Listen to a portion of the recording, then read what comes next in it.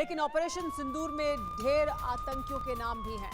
मरकज तैयबा का प्रमुख मुदस्सर खान ढेर कर दिया गया है। मसूद अजहर का जीजा हाफिज जमील खत्म कर दिया गया है। मसूद अजहर का भाई यूसुफ अजहर भी मारा गया है।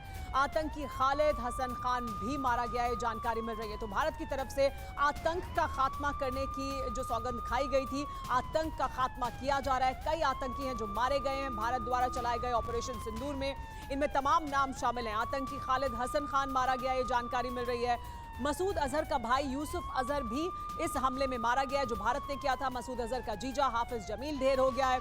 इसके अलावा मरकज तैयबा का प्रमुख मुदस्सर खान भी खत्म कर दिया गया है। ये तमाम आतंकी ऑपरेशन सिंदूर के तहत मारे गए हैं। क्योंकि हल्की हल्की जानकारियां सामने आ रही हैं। भारत ने एक बड़ी कार्रवाई की थी।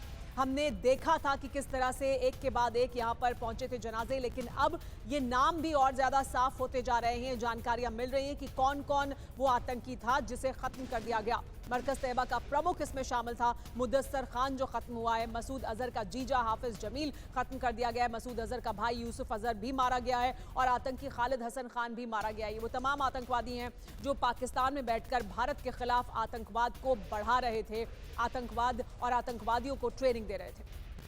तो आप देखिए ऑपरेशन सिंदूर के तहत जिस तरह से 9 आतंकी ठिकानों पर भारत की तरफ से जो कार्रवाई की गई थी स्ट्राइक, इसमें पाकिस्तानी आतंकी जो ढेर हुए उनके बारे में आपको बता दें। मुदस्सर खादियान खास आतंकी मरकज तैयबा का ये इंचार्ज है। आतंकी के जनाजे में सेना के अधिकारी पहुंचे थे, हमने आपको दिखाया था। वहां मरसिया पढ़ते हुए नजर आ रहे थे। आसिम मुनीर और मरियम नवाज ने बाकायदा श्रद्धांजलि दी थी और ये लिखा हुआ था, ये देखिए आप, ये तस्वीर हम आपको दिखा रहे हैं। इसके अलावा हाफिज मोहम्मद जमील जो कि जैश का आतंकी है, मसूद अजहर का बेहद ही करीबी रिश्तेदार है, यह भी मारा गया है स्ट्राइक में। मोहम्मद यूसुफ अजहर जो कि आतंकी मसूद अजहर का एक और रिश्तेदार है। कंधार हाईजैक का ये मास्टरमाइंड है और इसकी भी मौत हुई है जो स्ट्राइक भारत की तरफ से की गई। जम्मू कश्मीर में कई आतंकी हमलों में यह गुनहगार रहा है। खालिद लश्कर तैयबा का यह आतंकवादी है। जम्मू कश्मीर में कई आतंकी हमलों में यह शामिल रहा। जनाजे में पाकिस्तानी सेना के कई अधिकारी शामिल हुए थे। इसके अलावा मोहम्मद हसन खान जैश के ऑपरेशनल कमांडर मुफ्ती खान का यह बेटा है। जम्मू कश्मीर में कई आतंकी हमलों का यह गुनहगार रह चुका है और भारत ने ऑपरेशन सिंदूर के तहत इन तमाम आतंकवादियों का खात्मा करके एक बड़ा बदला लिया।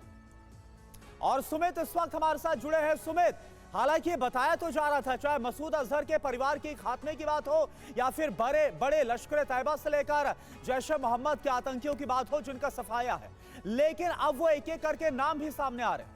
देखिए बिल्कुल हाफिज, अगर आप देखें इसमें हाफिज मोहम्मद जमील जो सबसे इंपॉर्टेंट, जो इसका सबसे बड़ा जीजा था, उसके मारे जाने की खबरें हैं। लगातार जो छोटा जीजा था उसके मारे जाने की खबरें हैं। और ये इसलिए इंपॉर्टेंट है क्योंकि अगर आप देखें कि इन सारे टेररिस्टों का क्या काम था, लगातार ये ना सिर्फ अफगानिस्तान बॉर्डर से जो वेपनरीज थी वो जम्मू कश्मीर में कैसे डिप्लॉय करनी है, कैसे आगे ट्रांसफर करनी है, फंडिंग कैसे करनी है, यूथ को रेडिकलाइज कैसे करना, और जो कश्मीर से यूथ आता था उनको कैसे रेडिकलाइज करके ट्रेन करना, ये जिम्मेदारी इनकी। यानी ना सिर्फ ये परिवार के तौर पर बहुत करीब थे बल्कि ऑर्गेनाइजेशनैलिटी के, ऑर्गेनाइजेशन स्ट्रक्चर में इनकी बहुत महत्वपूर्ण भूमिकाएं रही हैं। और यही वजह देखिए पाकिस्तान के बड़े आर्मी के लेफ्टिनेंट जनरल रैंक के ऑफिसर्स, आईजी जो लोकल पुलिस के हैं, वो तक उनके जनाजे में शामिल हुए। तो आपको दिखाता है कि कैसे ये कितने महत्वपूर्ण रहे होंगे पाकिस्तान आर्मी के लिए भी, उनकी लोकल पुलिस के लिए भी और मसूद अजहर के लिए भी, कि शायद इनके जाने का दुख मसूद अजहर को इतना था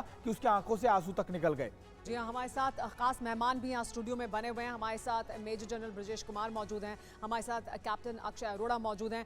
लेकिन मेजर जनरल ब्रजेश, ये बहुत अहम है जानना कि भारत ने ये कहा था 22 अप्रैल के बाद कि जो आतंक है उसको हम ख़त्म करेंगे, आतंक की जड़ को ख़त्म करेंगे, आतंकवादियों को ख़त्म करेंगे जिन्होंने ये किया है, और उनके पीछे जो उनकी मदद करते हैं उन्हें ख़त्म करेंगे। तो उसमें बहुत हद तक भारत को सफलता हासिल हुई है। भारत ने जो सोचा था उसको हमने हासिल किया है। जिस तरह से आतंकवादी कैंपों पर हमला कर इन तमाम अहम आतंकवादियों को ख़त्म किया है।